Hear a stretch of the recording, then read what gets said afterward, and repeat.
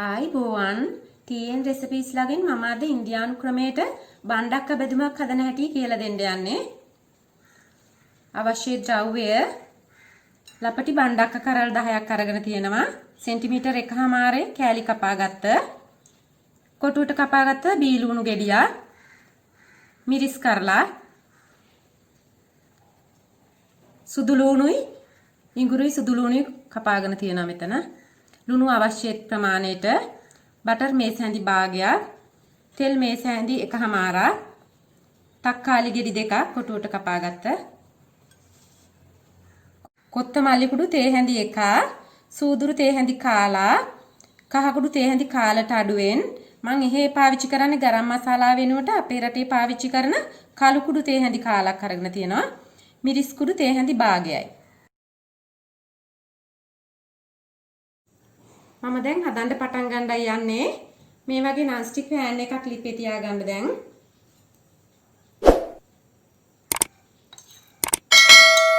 pan එක දැන් රත් වෙලා තියෙන්නේ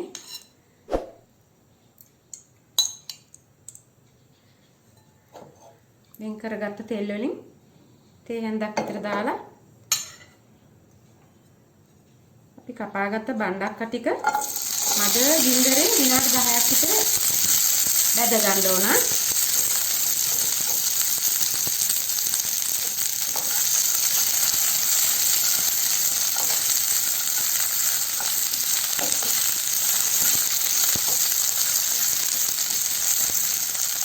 මේ තමයි අපි විනාඩි 10කට පස්සේ බැදගත්ත බණ්ඩක්ක ටික පේන විදිය.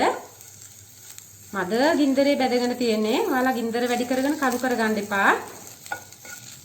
දැන් මේක වෙනම භාජනයකට අපි වෙන් කරගන්නයි යන්නේ. දැන් අපි මේ pan එකටම ඉතිරි තෙල් ටිකයි බටර් ටිකයි දාගන්නවා. දැන් බටර් එක දිග වෙලායි තියෙන්නේ තෙල් එක්ක. අපි වෙන් කරගත්ත සූදුරු ඇට ටික දානවා.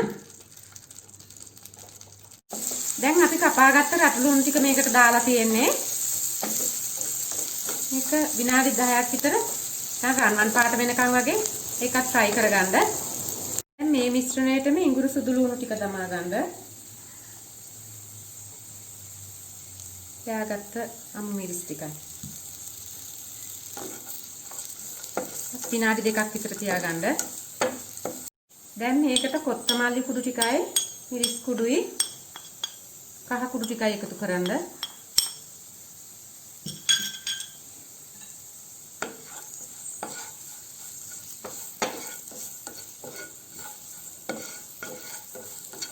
මේ අවස්ථාවේදී ඔයාලගේ මේ කරවෙලා වගේ කියලා තේරෙනවා නම් 3-5 ටික ඔයාලට වතුර හැන්දක් දෙකක් දාගන්න පුළුවන්.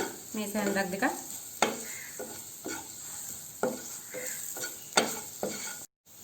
විනාඩි 2කට පස්සේ තක්කාලි ටික එකතු කරගන්න එකට.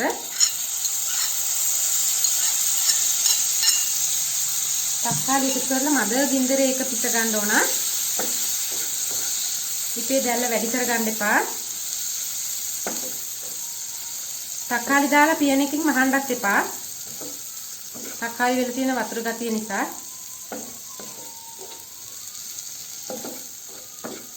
අපිට ඕන වියලි බණ්ඩක්ක බැදුමා. දැන් තක්කාලි අතරින් තෙල් එළියට ඇවිල්ලායි තියෙන්නේ.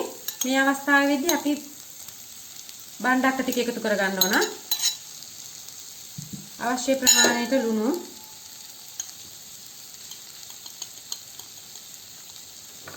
තේ හැඳි කාලක් විතර දානවා. අවශ්‍ය ප්‍රමාණයට පරිස්සමට කලවම් කරගන්න.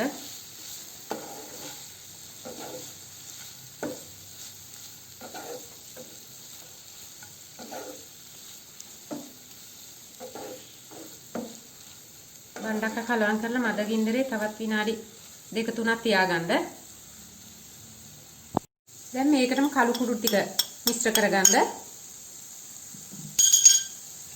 මිශ්‍ර කරලා ලිපේ ගින්දර අඩු කරලා මද ගින්නේ තවත් විනාඩි 2ක් විතර පිස ගන්න.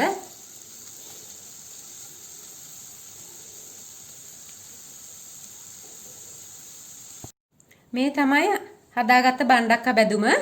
බාස්මති බත් එකක් එක්ක මේක ඔයාලට කන්න පුළුවන්.